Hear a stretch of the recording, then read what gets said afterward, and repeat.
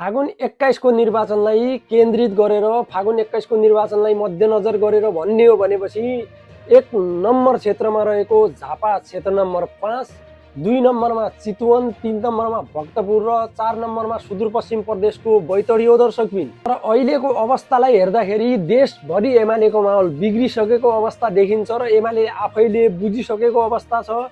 यही अवस्थालाई मध्यनजर गर्दै बैतडीमा नेकपा एमालेबाट उम्मेदवार रहेका दामोदर भण्डारीले रासोपाका समानुपातिक उम्मेदवारलाई अश्लील गाली गरेको आरोप लागेको छ।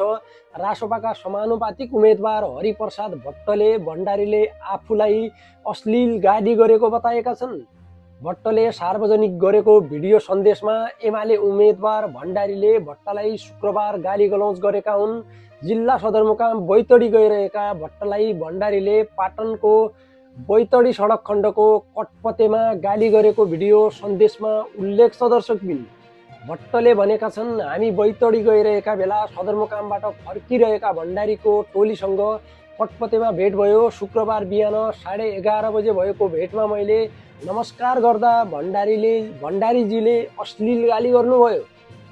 उक्त भिडियोमा रासोपाका समानुपातिक उम्मेदवार भट्टले आफूले एमाले नेता लीलाधर भट्ट, दशरथचन्द नगरपालिकाका मेयर पुष्पराज जोशी र दामोदर भण्डारीलाई भेटेको बताएका छन्।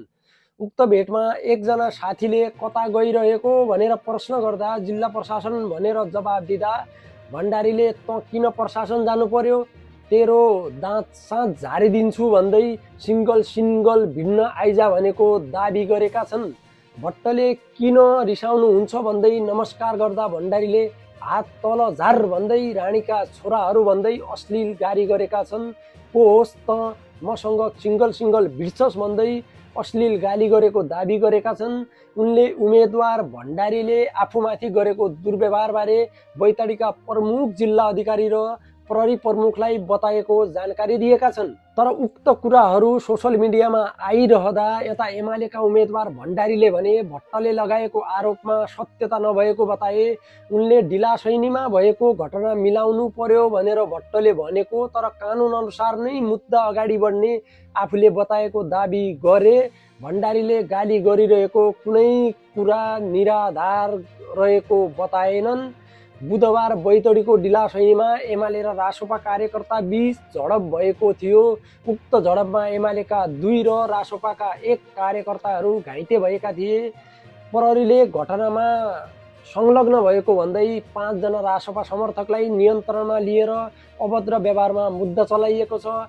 सोही दिनदेखि बैतडीमा एमाले र रासोपा बीच